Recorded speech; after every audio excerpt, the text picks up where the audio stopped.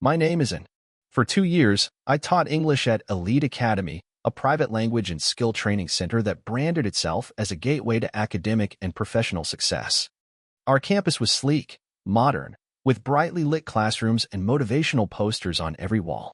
We promised rapid language acquisition, guaranteed high scores on international tests, and essential soft skills for the global workforce. Students, from eager high schoolers to ambitious young professionals, flocked to us, investing their parents' hard-earned money and their own precious time. I believed in the power of education, and I genuinely wanted to help them unlock their full potential. But behind the polished exterior and the confident marketing campaigns, Elite Academy was a meticulously designed trap. It was a place where knowledge was a commodity to be bought and sold, where learning was secondary to profit, and where genuine intellectual growth was sacrificed for a facade of academic excellence. Looking back, I wasn't just teaching. I was an unwitting participant in a systematic exploitation of ambition, witnessing horrors that corrupted the very essence of education. My initial days seemed normal. I was given standard textbooks and a curriculum. But the first red flag was the emphasis on sales targets, not student progress. Teachers were constantly pressured to retain students, to upsell them into more expensive, longer courses, regardless of whether they truly needed them. Mr. Qua, the academy director, a man with an unervingly smooth voice and a perpetually optimistic smile, would remind us, retention is key, and happy students means recurring revenue. Make them feel good, even if they're not progressing as fast as you'd like. But Mr. Qua, I once asked, some students are really struggling. Maybe they need more fundamental classes, not just the advanced ones. He just waved his hand dismissively. That's their problem, not ours. Our job is to keep them enrolled. If they want to retake a course, that's extra revenue.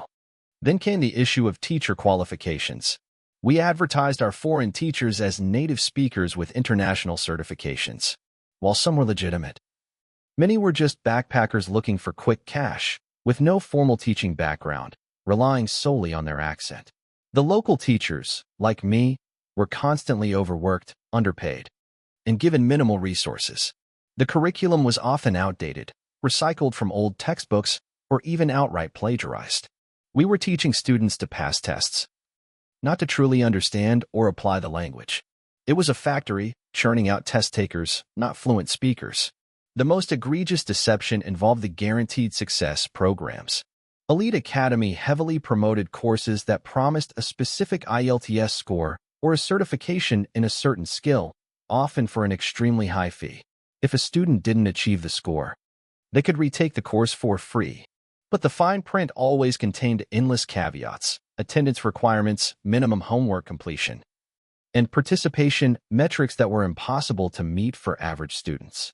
It was designed to ensure that very few ever qualified for the free retake, forcing them to pay again, or simply give up. I remember a bright, ambitious student named Tao. She studied tirelessly for her IELTS, aiming for a band 7.0 to study abroad. She invested her parents' life savings in our guaranteed program. But after months, her score barely budged from band 5.5. When she tried to claim her free retake, she was hit with a barrage of excuses. She missed one too many optional study sessions. Her homework average was 0.5% below the threshold. She cried in my office, her dreams shattered, her parents' money wasted. It was a meticulously designed system of false promises, ensuring that the academy always profited, regardless of student outcome. The chilling realization dawned on me. We weren't educators. We were salespeople, peddling empty promises. The glossy advertisements, the charismatic director, the hopeful faces of our students, they were all part of a grand deception. Every time I taught a lesson, knowing the limited impact it would have, or saw a student pour their heart and soul into a program designed to fail them, I felt a cold knot in my stomach. The knowledge we claimed to provide was often just a mirage, built on a foundation of lies and shattered dreams, leaving behind nothing but useless certificates and empty pockets. The pressure to prioritize sales over genuine education became overwhelming. Every lesson felt tainted by the underlying deceit.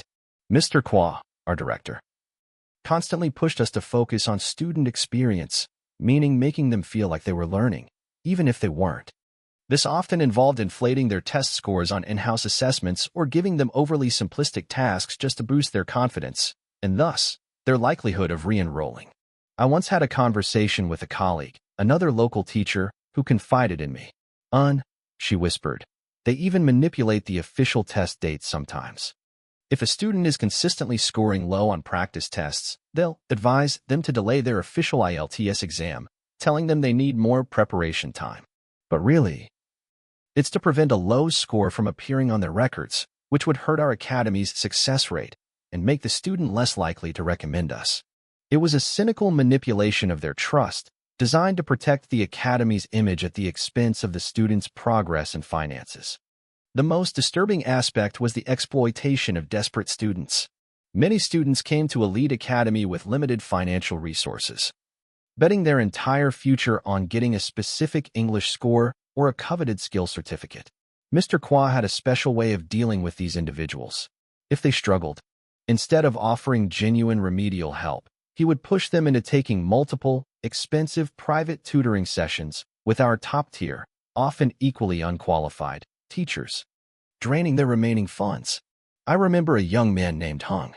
He was exceptionally bright but came from a poor family and struggled with the advanced English phonetics.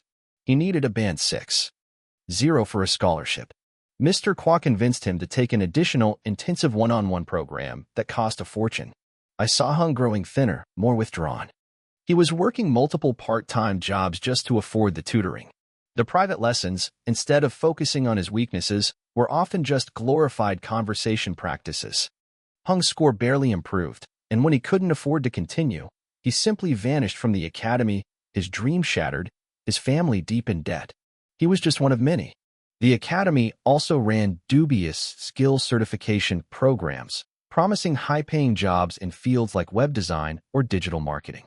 These programs were often taught by people with only superficial knowledge of the subject.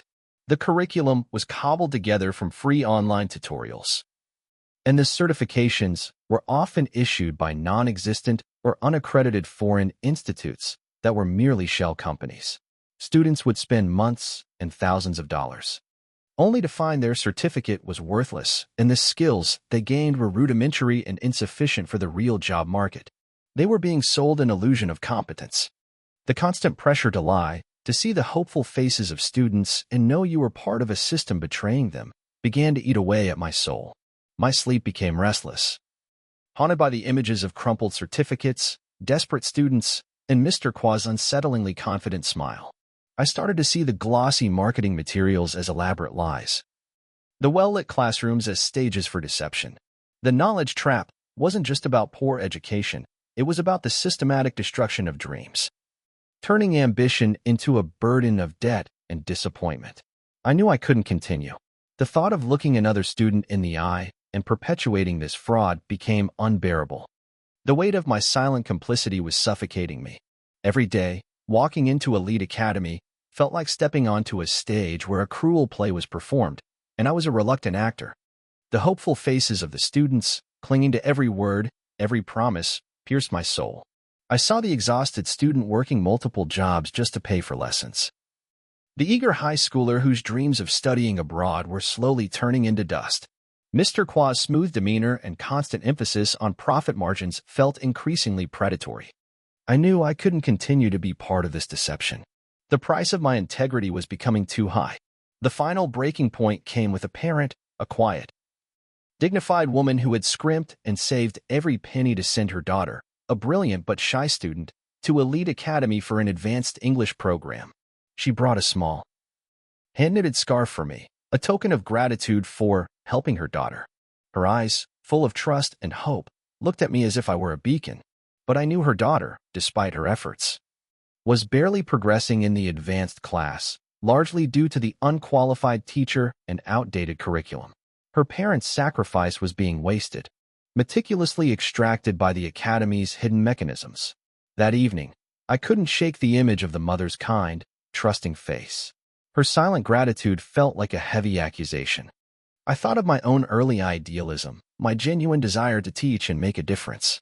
Elite Academy had twisted that desire into something ugly, something driven by greed.